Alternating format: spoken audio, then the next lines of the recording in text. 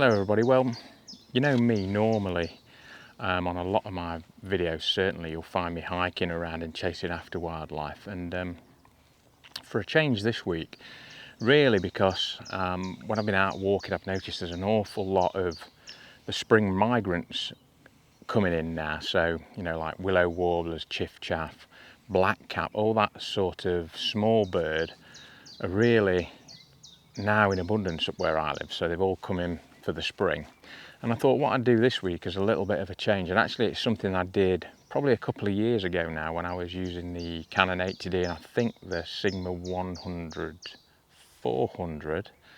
I know you'll correct me if I'm wrong, but that is up in this video here. Yeah, I did a similar thing where I just went and found a small area and stood for a couple of hours and really just waited for the birds to come to me. I've come up to an old quarry. It's not the one where I live because I do have real problems with the noise of the A1, so it's one that's fairly close to me, but I've moved away from the A1.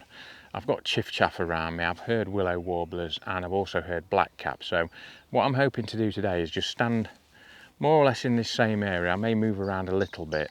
What I like to try and find is these really sort of slightly enclosed areas. Not only does that keep me out of the wind, but it tends to be where you get loads of different birds coming in and really trying to stake a claim to a territory. I've got loads of sort of small hawthorns and stuff in here as well, which they seem to like. So yeah, what I'm going to do is find these small areas within this larger area that are slightly enclosed. I'm using the A7R3 this morning with the Sony 200-600. And yeah, I'm just going to sort of observe for a start and see if I can see where these birds are calling from, whether they've got sort of preferred perches that they like to call from.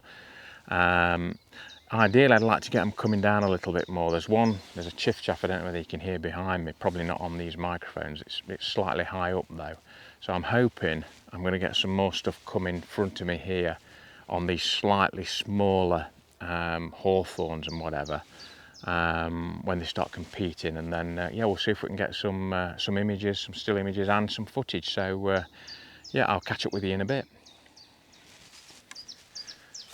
So while I'm stood here observing and not taking any images, what I tend to do is I'm sort of watching. When I hear a bird calling, I'm looking for where it's calling from, and then I'm looking for where it's going to.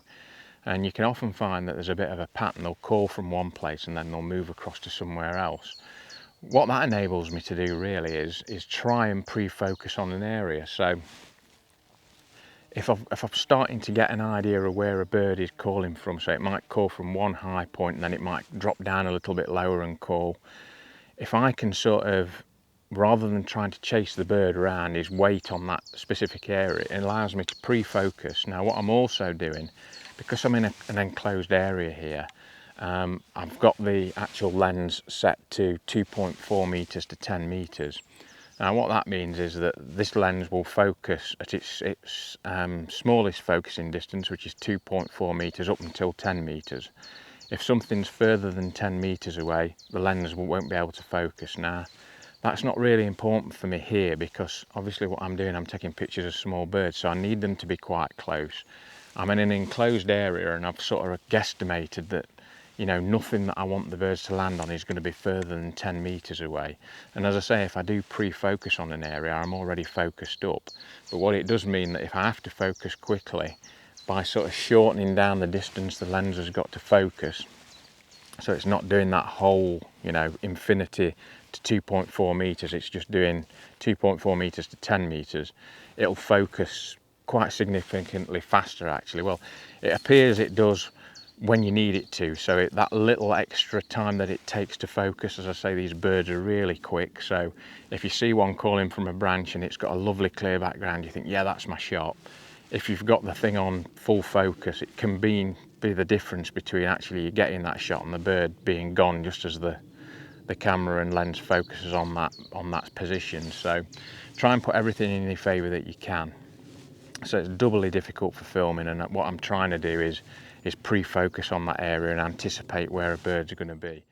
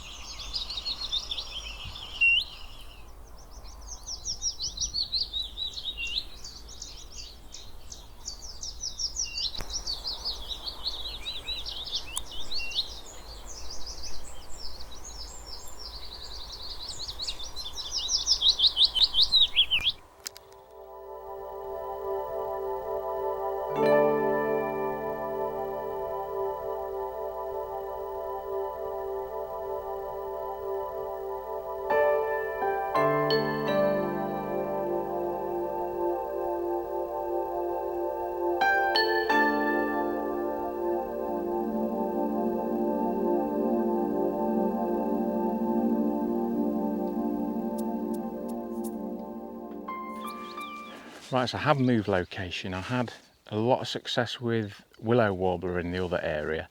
I had a couple that were really calling across to each other. It was really, really nice.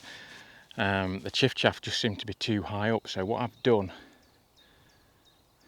I do get distracted easily, don't I? There's a buzzard floating across. Right, back to small birds. So what I've done, I've come to another area. This area is slightly more open. There's a lot more sort of small brambles in front of me, and the Chiffchaff are calling in here. I can hear them now.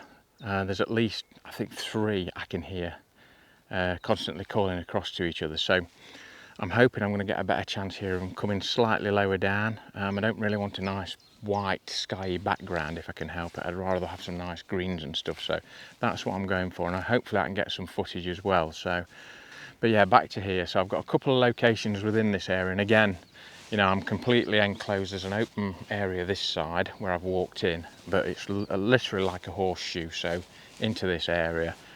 Low bushes, low brambles. Hopefully I can get a shot with them quite low down, but we'll see how we go. Right, it's getting a little bit warm now, so I think I'm going to call it a day. It's very bright as well, so it's been really fantastic for me actually. And I remember last time I did this with the when I had the 80D and the Sigma 100-400, it just really was a really nice day to be able to stand in one position and stay in one position virtually. Literally from this morning, I've probably moved 200 meters into this afternoon, and yeah, I've had sort of bird song, like a wall of bird song on 3 sides of me, in these little sort of amphitheatres of bushes and hedges that I've come into. Can really recommend it if you know, fancy a day where you're just going to do some bird watching or bird photography, or just even listening to the birds. Find yourself a nice quiet place like this, and you know, you really can't go wrong. I hope you've enjoyed the footage. I hope it's come out okay. I hope you've enjoyed the sounds as well, the images that I've got as well. So I did notice on the way in there was a hedge with a couple of yellow hammers on, so I'll probably stop and have a go at them. So if I get an image of that, you'll see it at the end of this video. Other than that, I'll see you next week for another one. For all those that have not subscribed to the channel, then please think about subscribing, and obviously, as per normal, please give the video a thumbs up. It really does help, and it helps the channel grow. See you next time.